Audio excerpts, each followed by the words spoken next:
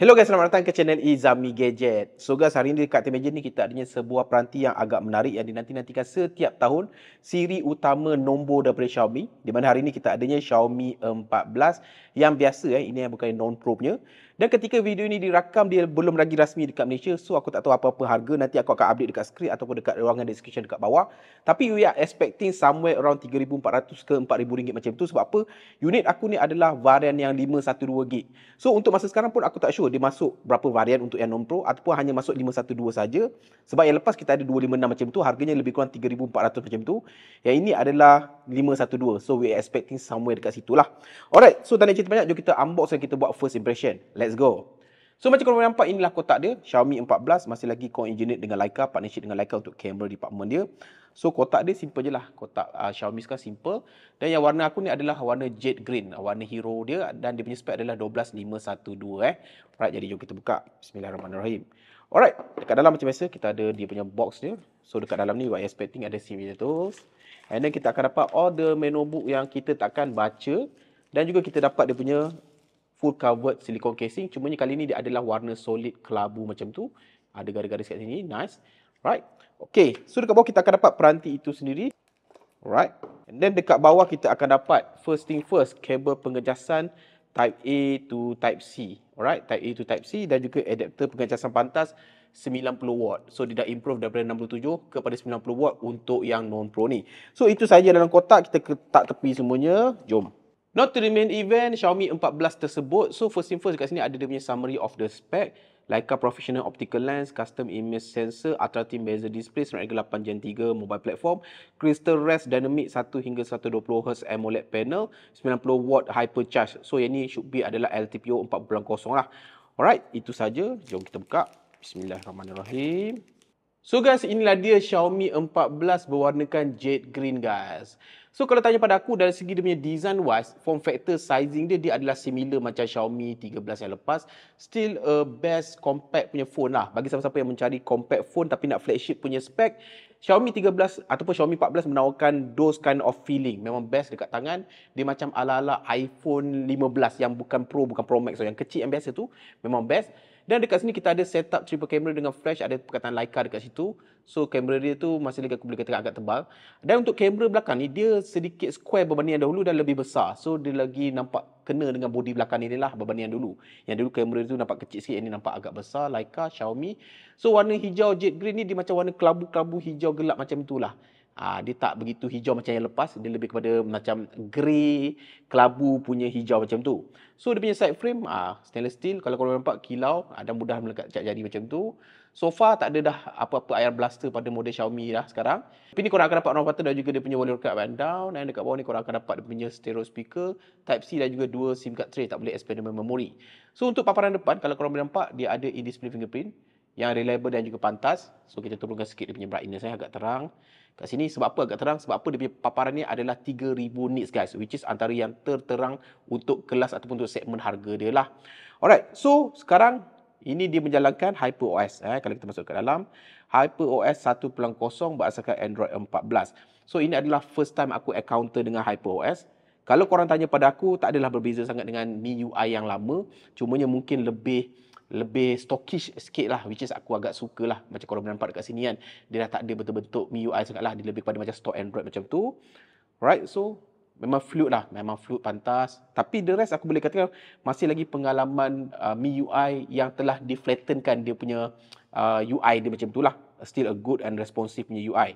Untuk paparan pula, untuk kali ini dia menggunakan paparan dengan saiz yang sama iaitu 6.36 inci, 1.5K resolution, LPO 4.0 AMOLED panel guys, dengan kadar segar sebenarnya adalah 120Hz, dan macam aku cakap tadi dia menggunakan kecerahan maksimum dia adalah 3,000 nits guys. So far kalau korang tanya pada aku, nampak ini separuh kalau kita terangkan. Memang sangat-sangat overblown. So bawah penggunaan matahari memang tak ada masalah bagi siapa yang nak gunakan secara outdoor. This is one of the best option yang korang ada dekat pasaran sekarang ni. So dari segi pengalaman penggunaan aku boleh katakan paparan yang ada pada Xiaomi 14 ini mampu memberikan satu pengalaman audio visual yang sangat-sangat immersive. Color dia aku boleh katakan memang nampak vibrant. Yang paling penting memang cukup responsif kalau korang nak buat main game ke, nak buat multitasking ke, nak buat penggunaan operational memang tak ada masalah. Dan dia punya stereo speaker pun agak kuat dan juga agak lantang dan agak well tuned pada pendapat aku. So far lah untuk audio visual punya punya experience pada Xiaomi 14 ni adalah lebih daripada memadai, lebih daripada mencukupi.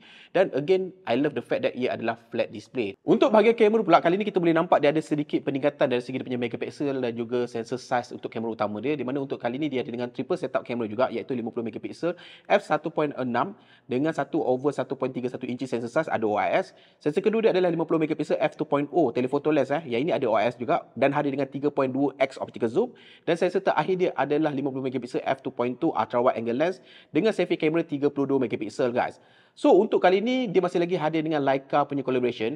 Dan kalau kau tanya pada aku, berbanding dengan yang 14 Pro, kalau aku tengok dekat internet, 14 Pro dia hadir dengan variable aperture macam tu. This time around dia hadir dengan normal aperture macam itulah, digital aperture. Now kita nak tengok dari segi dia punya kamera, kalau korang boleh nampak, ada improvement dekat sini aku boleh kongsikan. First thing first, untuk video, kamera utama korang boleh merekod sampai 8K punya resolusi, 8K 24. Dan yang paling penting adalah untuk selfie kamera, dia bukan lagi Full HD saja, korang boleh rekod sampai 4K 30 sekarang.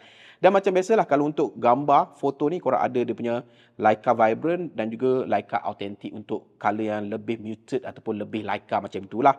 So how does the camera perform? Aku boleh katakan sangat-sangat memberangsangkan. Sekarang kamera aku boleh katakan semuanya bagus-bagus belaka. Yang berbeza hanyalah color profile dia, dia punya tuning dia, collaboration dengan Leica lah, dengan Hasselblad kan. Itu yang membuatkan dia hadir dengan color-color yang berbeza, yang mungkin different orang akan hadir dengan different preference macam tu. So untuk itu, ini bukan review, hanya first impression saja. Aku akan payung gambar selepas ini. Let's go.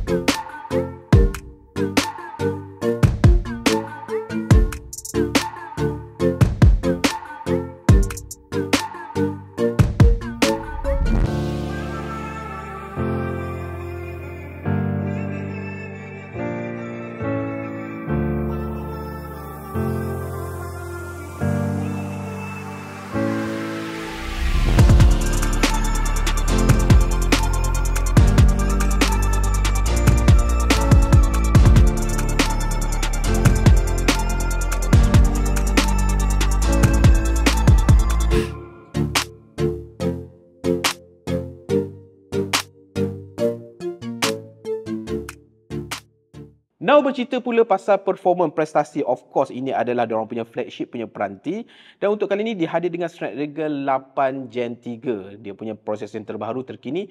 Dan untuk tetapan aku ni adalah 12GB LPDDR5X dengan UFS 4.0, 512GB internal storage, tak boleh expandable memory. So far ada 5G, ada NFC, macam biasa tak ada masalah lah. Dan yang paling penting sekali adalah kalau korang nak guna untuk day to day memang tak ada masalah, dan untuk gaming pun boleh, tak ada masalah. Of course, ini adalah flagship punya prosesor. So untuk main game, gameplay memang smooth sangat. Kalau korang nak main macam Genshin Impact, nak main low to the highest punya graphic setting, memang tak ada masalah. Gameplay smooth, tak ada overheating ke apa. So far memang so good. Dan so far pada penggunaan aku boleh katakanlah dia mampu untuk dioperasikan satu hari tanpa ada masalah, dengan kapasiti bateri dia adalah 4610 mAh guys. Yang ini ada sedikit penaikan daripada yang lepas. Yang lepas sekitar 4500, yang ini adalah 100 mAh lebih macam itulah. Dan yang paling penting adalah untuk kali ini dia hadir dengan pengecasan pantas yang lebih laju, iaitu 90W hypercharge berbanding 67W yang lepas. Dan wireless charging masih lagi kekal pada 50W guys. Memang nice dekat situ. Dan ini juga hadir dengan ingress rating IP68. So kalau korang nak buat menyelam, mandi, memang tak ada masalah. This phone is weatherproof. This phone is dust proof. Tak ada masalah. So guys, secara conclusionnya, adakah Xiaomi 14 ini adalah sebuah peranti flagship yang boleh korang ketengahkan, boleh korang pertimbangkan? Depending on the price nanti. Kalau anda kata harga dia masih lagi 3,500, 3,600 macam tu, yes, definitely bagi siapa-siapa yang nakkan compact punya form factor dengan all the flagship punya features, kamera yang mantap, this is one ataupun the good to go macam tu lah. Tapi kalau anda kata tahun ni kita nampak dia ada slightly increase in the price, katakanlah dia dah cecah 4,000 lebih, mungkin agak sukar dekat situ. Sebab apa tu? Ada banyak persaingan lain dekat dalam pasaran yang boleh kita pertimbangkan.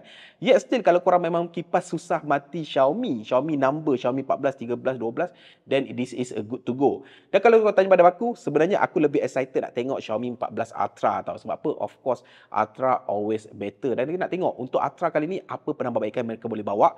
Tapi for time being, ini yang kita dapat, ini yang kita dapat kongsikan kepada korang semua, iaitu Xiaomi 14 yang biasa, guys.